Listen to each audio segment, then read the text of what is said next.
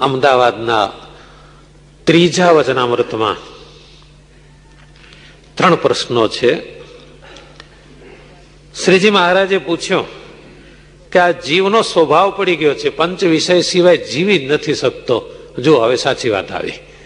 ગમે એટલી બ્રહ્મ સ્વરૂપની વાતો કરો, સાંભળો, પણ પંચ વિષય સિવાય તો જીવી શકે જ નહીં.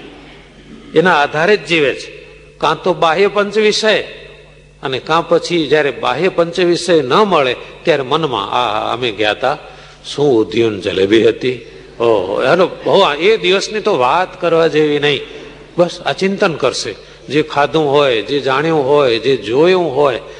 એટલે જ્યાં સુધી બાહ્ય વિષય ન મળે પછી અંતઃકરણમાં પંચ વિષયનું ચિંતન કરે, પણ વિષય વિના એ રહી શકતો નથી.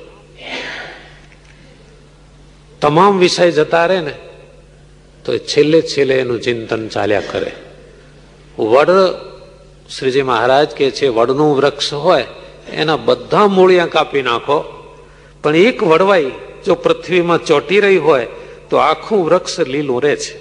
એમ ઉપર ઉપરથી પંચ વિષયનો ત્યાગ કર્યો, પણ અંતઃકરણમાં એક વિષય સાથેનો થોડોક લગાવ રહે તો એ પણ પંચ વિષય ના કારણે જન્મ અને મરણ મટતા નથી. માટે હે સંતો, અમારો પ્રશ્ન એ છે કે આવી રીતે વિષય કાં તો વિષયનું ચિંતન ચાલુ ને ચાલુ હોય છે, તેમ છતાં ભગવાનના ભક્તને આ પંચ વિષય જન્મ મરણના કારણ ન બને એવું કઈ રીતે બને છે? મુક્તાનંદ સ્વામી પ્રયાસ કર્યો પણ સમાધાન ન થયું. એટલે શ્રીજી મહારાજ કહેવા લાગ્યા, સાંભળો, ભગવાનના ચિંતનથી ઉપસમ અવસ્થા આવે. ઉપસમ અવસ્થાનું દ્રષ્ટાંત જરા બહુ જબરો છે. ભગવાનનું ભજન કરો ને એટલે ઉપસમ અવસ્થા આવે. ઉપસમ અવસ્થા એવી પ્રબળ છે, બધું ખેંચી જાય. શ્રીજી મહારાજે દ્રષ્ટાંત આપ્યું કે મહી નદી કે સાબરમતી નદી જેવી બે કાંઠે નદી વહેતી હોય તો હાથી, ઘોડા, વૃક્ષ બધું તણાઈ જાય. એમ ઉપસમ અવસ્થા વાળાને કશો જ ખ્યાલ ના રહે. એ જમે છતાં જમ્યો નથી એવું લાગે, એને કઈ યાદ જ ના રહે. જેમ કે કોઈને પૂછો કે શું જમ્યા, એને ખ્યાલ ના રહે કે મેં શું ખાધું. સ્વામિનારાયણ ભગવાને એક વાર કહેલું સભામાં કે આ ગોરધનભાઈ છે ને ઉપસમ અવસ્થા વાળા છે.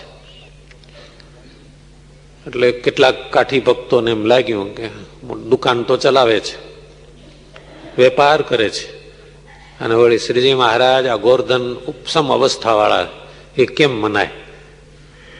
કોઈને આવી શંકા થઈ હશે ને એટલે મહારાજે 2 થાળીઓ મંગાવી, એકમાં મીઠું દળેલું અને એકમાં સાકર દળેલી. ગોરધનભાઈ સભામાં બેઠેલા. ગોરધનભાઈ લેવા પ્રસાદીની સાકર છે, આરોગો. 2 થાળીઓ મૂકી, ખોબો ખોબો મીઠું સાકર હતા. પેલો હાથ પડ્યો સાકરની થાળી ઉપર, મહારાજની આજ્ઞા થઈ ને એટલે ખોબો ભરાય એટલી સાકર હતી દળેલી, ફાકી ગયા. અને બાજુમાં જ એક ખોબો ભરાય એટલું મીઠું હતું, એ ફાકી ગયા. ગોરધનભાઈ શું જમ્યા? સાકર. 2 થાળીમાં? હા મહારાજ, 2 થાળીમાં સાકર. આનું નામ ઉપસમ અવસ્થા. આવું થાય છે. જરાક મરચું વધુ પડી ગયું તો અણુ બોમ્બ ફાટે, આખા ઘરને વેર વિખેર કરી નાખે. એક સત્સંગીનું કઈ કામ હશે ને, કોઈ સંતો એને ઘેર ગયા ને જોગાનું જોગ, મકાન નવું કરેલું. એટલે ભાઈ કે છે, આવો બધા જરા સ્વામી, આ રૂમ, આ રસોડું પગલાં કરો. હવે એ ભાઈ ભૂલી ગયા, શરત ચૂક થઈ ગઈ. સાધુ સંતોને ઘરમાં લઈ જવામાં બહુ વિચાર કરવાનો. પેલું ઘર વ્યવસ્થિત કરી દેવું, પછી લઈ જવા. જૈસે થે તો સંતો બધું જાણી જાય. સ્વામીને આવો અંદર પધારો. તો સંતો રસોડામાં ગયા ને તે રસોડાની દિવાલે દાળ ચોટેલી. એટલે સંતો કહે છે, કુકર ફાટેલો? ના, કુકર નહીં ફાટેલું, પણ મારું મગજ ફાટેલું. શું થયું? તો કે હું વઢી વઢીને થાક્યો.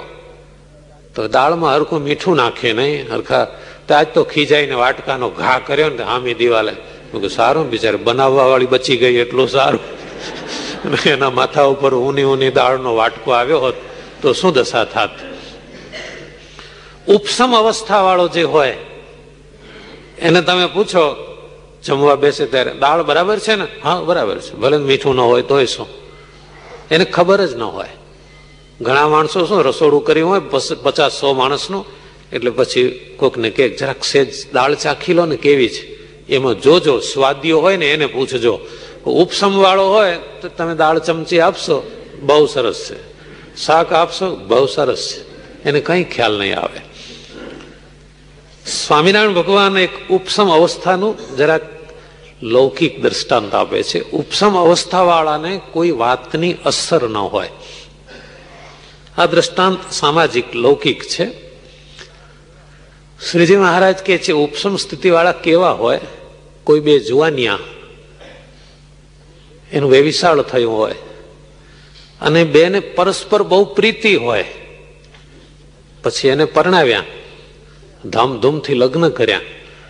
લગ્ન કર્યા પછી એને દોડાવવાના. જોજો સ્વામિનારાયણ ભગવાન કેવું દ્રષ્ટાંત આપે છે. એને દોડાવો બરાબર, 1 કલાક 2 કલાક નહીં, આખો દિવસ ને આખી રાત ચલાવ્યા જ કરો, ચલાવ્યા જ કરો. 3 દાડા ને 3 રાત એને અખંડ ચલાવો.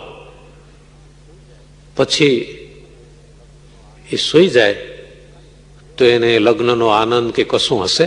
કઈ નહીં. જેવા પડ્યા એવા પથરાની જેમ સુઈ જવાના. આનું નામ ઉપસમ અવસ્થા. તમે ખાઓ, જુઓ, પહેરો, તમારી ફરજ પ્રમાણે વર્તો, પણ તમારું મન ક્યાં હોય? સ્વામિનારાયણ ભગવાનમાં. આને કહેવાય ઉપસમ અવસ્થા. ઘણા ભાઈ તો એવા હોય, જમવા બેસે તો 1 વાટકી ખાલી રાખે. 1 વાટકીમાં દાળ, 1 વાટકીમાં શાક, 1 વાટકી ખાલી. કેમ આ ભાઈ ખાલી વાટકી શા માટે? તો કે શાક ઉપાડ્યું હોય ને એટલે પછી એમાં હાથ ધોઈ નાખવાનો, પછી બીજું શાક લેવાનું, એટલે સ્વાદનો બરાબર ટેસ્ટનો અનુભવ થાય. હવે આને ઉપસમ અવસ્થાને 7 પેઢીનું દૂર કહેવાય. હવે ક્યાં મેળ પડે?